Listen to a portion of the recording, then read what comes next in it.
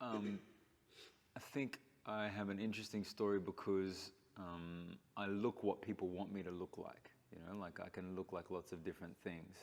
And so when I was in South Africa, for instance, I was on television, morning television, national television, performing a poem on like a Saturday morning or Sunday morning when I got there. And the hosts were both black, and they said to me, you could get away with being colored in South Africa, except everyone's going to freak out at your accent and not know where the hell you're from. And then the other day, actually recently, the last 2 times that I've encountered racism have been misdirected racism towards Arabs, but seeing me as Arab, so seeing me as Muslim. And I was on a plane, and these 2 drunk guys from Darwin to Brisbane, I was flying, I think, they said, hey Allah, where you from, mate? Hey Allah. Like, they thought it was really hilarious that I had curly hair and a scarf on or something, and somehow for them that meant I was Arab. And so they proceeded to start shouting things at me, and I just told them I was born in Brisbane, and, you know, left them kind of confused. And then at a school recently, I got some racism from a student as well when I was walking in to do a performance at a school. Yeah. And I was told, this kid said, oh, Allah Akbar, hey, Allah Akbar, and all his friends started laughing.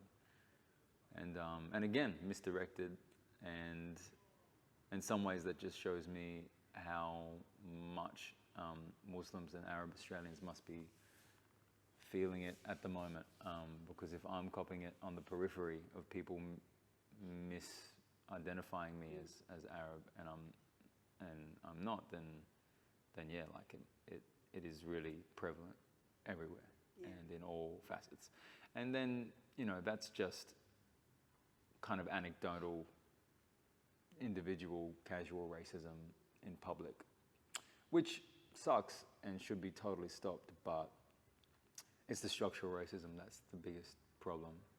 So for me, especially in one Aboriginal community that I've spent a lot of time over the past decade, in Borroloola in the Northern Territory, you know, every service in that community is owned or run or employs non-Aboriginal people.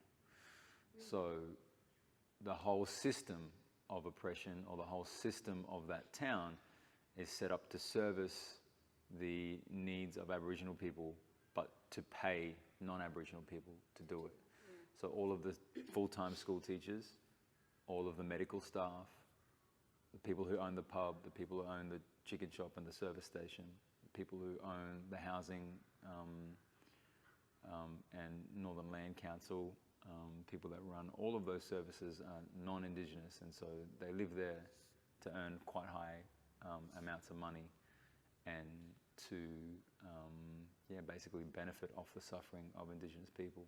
And when I walk into a community like that, whether it's in Australia or whether it's Soweto in South Africa, or whether it's, you know, even in China where there's like migrant children or migrant communities from other parts of China that come to Beijing to work but get treated like lower class citizens, wherever there's like an obvious disjuncture between roles, then that's where the pinnacle of racism, I think, exists. Where even in North Carolina, when I went there for a poetry slam a few years ago, you know, you go into the airport and there's still white businessmen lining up to get their shoes shined by African Americans. You know, like, yeah, that's just like a thing that you do. You know, like it's, so you can say apartheid's gone, or you can say that that segregation is finished, or that slavery is over, or that terra nullius was overturned, or that, you know, you can say all these things that, you know, are like milestones in the change of a society or of a nation, but it's really just like a very surface first step, because the culture of those things lives on. Yeah.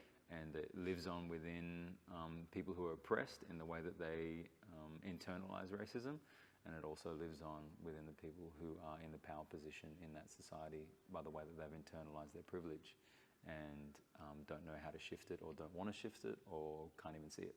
Mm-hmm. And so, yeah, I mean, I've seen much heavier racism than I've experienced you know, like, and especially now in Australia, Greek Australians are like the safe migrant, you know, like we've become someone that they know our food now, and they know how we dance and what we're about, and we've connected in certain ways, or they can get their heads around who we are and what we are, and now we're the safe ethnic. And so then what, like, do you still have you personally encountered, or have you had family or friends, Greek or Italian, that have encountered then, like, the people still calling them WOG? Like when I was at uni the other day, they were giving a presentation on one of the Greek migrant communities, and this person chose Greek, and one of the people within the group was actually had Greek heritage, and she was talking about, like, even at school reunions, her father will still get called Wogo and stuff like that, you know. And then what does that term mean to you? Because some people try to own it, like, especially within comedy sectors and stuff like that. People try to own the term and make it positive instead. You know, what do you think about, like, first of all, the term, what does it mean to you, and sort of that ownership of a negative racial slur? Yeah, I mean, the N-word as well all over the world there's that conversation about owning that.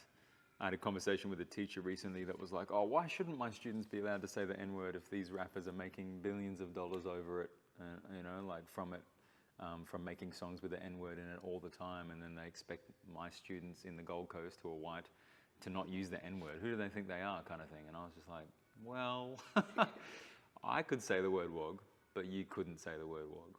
Let's put it that way. I don't use it that much. I might use it in a joke with, like, an Italian friend. I think there's like one or two friends that I use it with as like a funny, you know, like, thing to kind of imitate how mainstream Australia relates to us, you know, like, oh mate, you love eating olives. You're such a wog, mate, you know, like, just like little things like that. But like, yeah, I don't think there's anything empowering about it. And it definitely still exists, though. Like, there's no doubt about that. Like, there's no doubt that I tour all over Australia. I go to remote places, and I go to, you know, like, big cities where I've been in context. Racism is very contextual, you know. Like, I've been in rooms where I'm the darkest person in the room. I've been to schools where I'm the most exotic ethnic person that they've ever seen. And I perform poems for them that are political or that are about my heritage, and it totally freaks them out, and it becomes a really huge topic of conversation, and we have conversations about it. That kid that was racist to me at a school recently, instead of getting angry at him, even though I gave him a really dirty look, I used it, and my whole performance ended up being about race, and I ended up talking at the very end about racism and about, you know, how that person who was actually in the room is not necessarily someone that I need to hammer, but that there's this massive structure in Australia, and it actually just made me really sad that how far backwards we've gone, you know? Like, I thought that John Howard was going to be the end of an era, and that we're going to move forward from there towards something more tolerant. Not that I like that word, but towards something that's much more understanding and humble in our learning about each other. And unfortunately, it hasn't been. So yeah, the word "wog" gets thrown around, and me and my family, my brother, and, you know, many people that I know that are Greek, still cop racism all the time.